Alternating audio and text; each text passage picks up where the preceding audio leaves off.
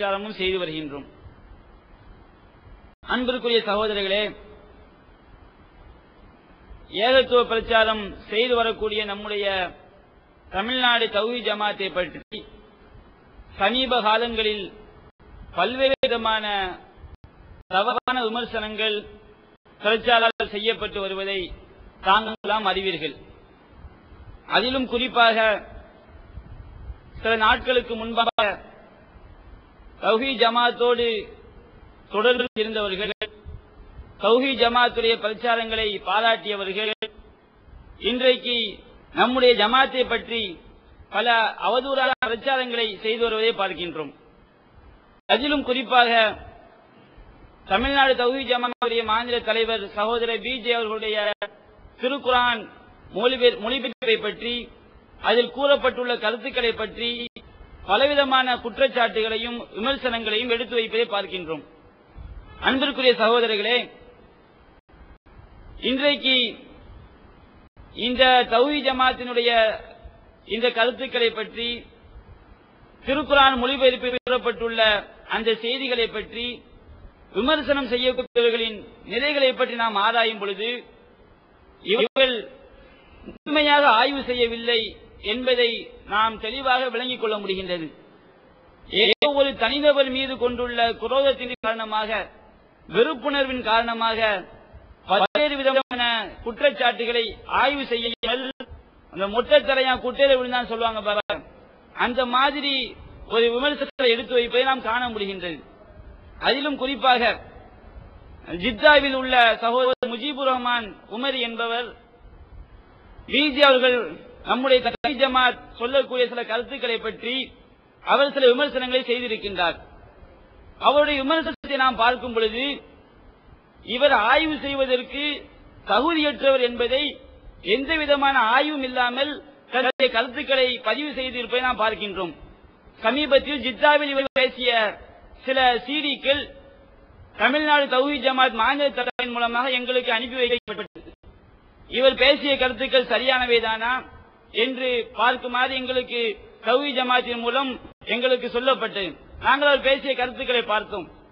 சாதாரணமாக ஒரு இந்த மார்க்க விஷயத்தில் உள்ள ஒரு மாணவன், இஸ்லாமிய கல்லூரியில் படிக்கக்கூடிய ஒரு மாணவர் இவருடைய சீடிக்களை பார்த்தால் அவர் மிக தெளிவாக விளங்கிக் கொள்வார். இவருடைய பேச்சில் குரோதமும் தனி மனித வெறுப்புணர்வும் தான் மிஞ்சி இருக்கிறதே தவிர முறையான ஆய்வுகள் இல்லை என்பதை சரியாக விளங்கிக் கொள்ள முடியும். இன்றைக்கு இவர் சில கருத்துக்கு இந்த தர்ஜுமத்துல் குர்ஆனை, திருக்குர்ஆன் மொழிபெயர்ப்பை விமர்சனம் செய்வதற்கு அடிப்படையாக சில வாதங்களை எடுத்து வைக்கின்றார். என்ன வாதம் சொன்னா, பிஜேகளுடைய திருக்குர்ஆன் மொழிபெயர்ப்பில் சில விவரங்களை பற்றி சொல்லும் பொழுது சில ஹதீஸ்கள் அதனுடைய அறிவிப்பாளர் வரிசையை பார்க்கும் பொழுது அவை சரியானவையாக இருக்கும். ஆனால் அதனுடைய செய்தியை பார்க்கும் பொழுது திருமலை குர்ஆனுக்கு முரண்பட்டவையாக இருக்கும். இப்படிப்பட்ட செய்திகளை ஏற்றுக்கொள்ளக்கூடாது, அவற்றை நிறுத்தி வைக்க வேண்டும். அவற்றை ஏற்றுக்கொண்டால் குர்ஆனோடு முரண்பாடு ஏற்படும் என்ற அடிப்படையில், என்ற ரீதியில் சில ஹதீஸ்களை அவர்கள் லைஃபானது, ஏற்றுக்கொள்ளக்கூடாது, நிராகரிக்கத்தக்கது என்ற அடிப்படையில் எழுதியுள்ளார்கள். இதை நாமும் பல்வேறு சீடிகளில், இதற்கு முன்பாக பேசிய சீடிகளில் தெளிவாக விளக்கி இருக்கின்றோம். இதைத்தான் இந்த திருக்குர்ஆன் மொழிபெயர்ப்பு தவறானது, இட்டுக்கட்டப்பட்ட கருத்துக்கள் இதிலே அடங்கியுள்ளன என்று விமர்சனம் செய்வதற்கு இவர் அடிப்படையாக எடுத்து வைக்கின்ற வாதம். நீங்க சீடியை பார்த்தீங்கன்னா தெரியும். அதிகமாக சொல்லி காட்டுவார்னா சஹீஹான ஹதீஸ்களை இவர் மறுத்து விட்டார், சஹீஹான ஹதீஸ்களை குர்ஆனோடு மோதுகிறது என்று சொல்லிவிட்டார் அப்படின்னு தெரியாது. இதைத்தான் அவர் முக்கியப்படுத்தி பேசுகின்றார். நிறைய அந்த விமர்சனம் செய்யக்கூடிய வார்த்தைகள் அந்த இஹ்லாஸோடு பேசுவதாக சொல்லிக் கொள்வார். அந்த வார்த்தையினுடைய போங்குகளை பார்க்கும் பொழுது முழுக்க முழுக்க குரோத கண்ணோட்டம் தான் அதில் நிறைந்திருப்பதை பார்க்க முடியும். சரி, இவர் என்ன விமர்சனம் பண்றாரு? அவர் அடிப்படையாக வைக்கக்கூடிய வாதம் இந்த சஹீஹான ஹதீஸ்கள், இந்த இஸ்னாது பல தொடர் இருக்கு பாருங்க, இது சரியாக அமையும். ஆனா அதில் உள்ள செய்தி குர்ஆனுடைய கருத்துக்கு, குர்ஆனுடைய அந்த வசனத்திற்கு நேர் மாற்றமாக இருக்கும். நாம் அதை மறுக்க வேண்டும் சொல்கின்றோம். இப்படிப்பட்ட உசூல் எந்த ஒரு இமாமும் இதை சொல்லவில்லை. இது பிஜேயாக புதிதாக கண்டுபிடித்த ஒன்று. தௌஹீத் ஜமாத் அறிஞர் செஞ்சிருக்க புதிய இட்டு கட்டிவிட்டார்கள். இது பல்வேறு வாசகங்களை அவர் பயன்படுத்திய இவர் இவ்வாறு விமர்சனம் செய்வதற்கு என்ன காரணம் என்றால், திருக்குரானோடு மோதக்கூடிய செய்திகளை நாம் நிறுத்தி வைக்க வேண்டும் என்று சொல்கின்றோமே, இந்த ஒரு நடைமுறையை எந்த இமாமும் சொல்லவில்லை என்பதுதான் இவருடைய வாதம். பல்வேறு இடங்களில் கேட்கின்றார், எந்த இமாமாவது இப்படி ஹதீஸ்களை எழுதி வைத்திருக்கின்றார்களா, எந்த இமாமாவது இப்படி சொல்லி இருக்கிறாங்களா, எந்த நூல்லையாவது இருக்கிறாரு, பல்வேறு இடங்களை கேட்கின்றார். சரியான ஹதீஸாக இருந்தாலும் இது குர்ஆனுக்கு மாற்றமாக இருக்கும் காரணம் நாங்கள் ஏற்றுக்கிற மாட்டோம்.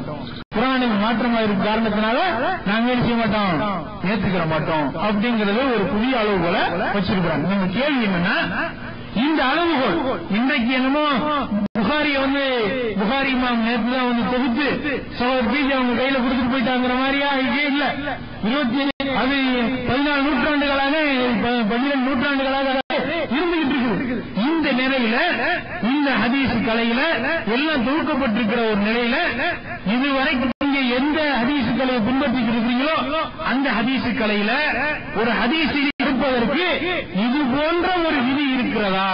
இது நம்ம கேள்வி. இது போன்ற ஒரு விதி இருக்கிறதா? அப்படி இருந்தால் காமிங்க, அப்படி இருந்தா காமிங்க. அப்போ ஒரு சட்டத்தை பற்றி தெரியவில்லை என்றால் என்ன செய்யணும்? தெரிஞ்சவங்கள்ட்ட கேட்கணும்.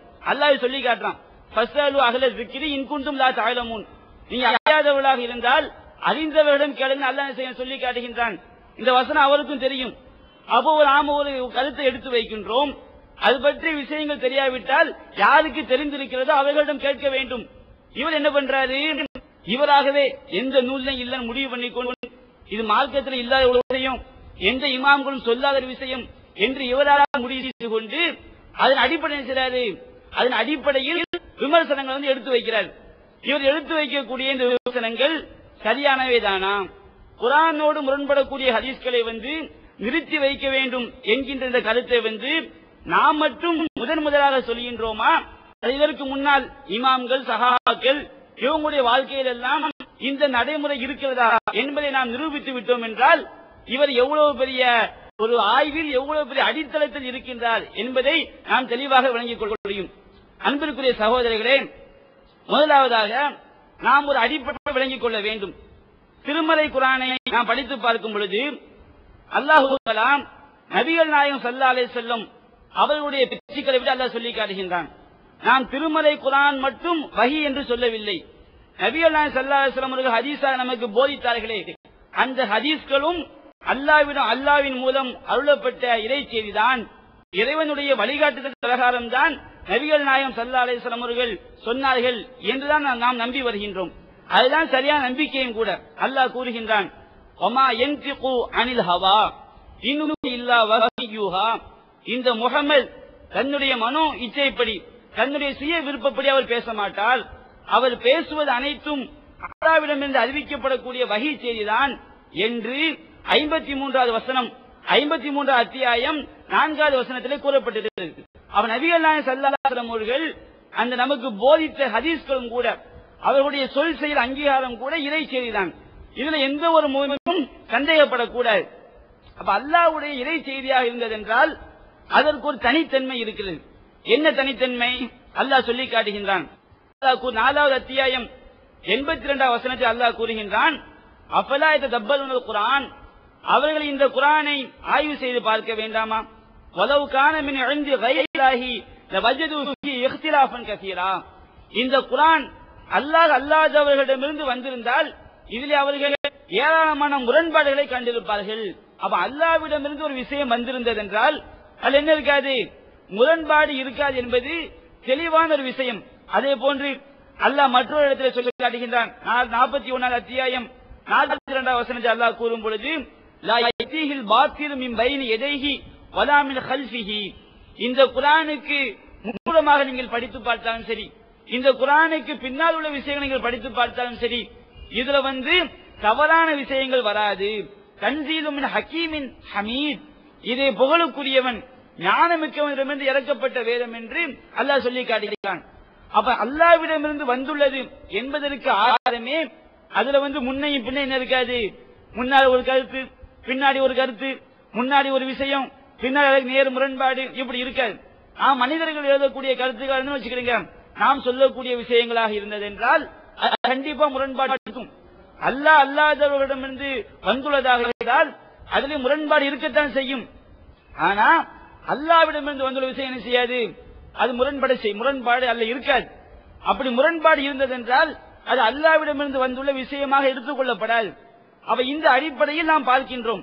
நபிகள் நாயகம் ஸல்லல்லாஹு அலைஹி வஸல்லம் அவர்கள் சொன்ன ஹதீஸ்களும் அல்லாஹ்வுடைய வஹீ செய்தி, திருமறை குர்ஆனுடைய வசனங்களும் அல்லாஹ்வுடைய இறை செய்தி எல்லாம் நம்புகின்றோம்.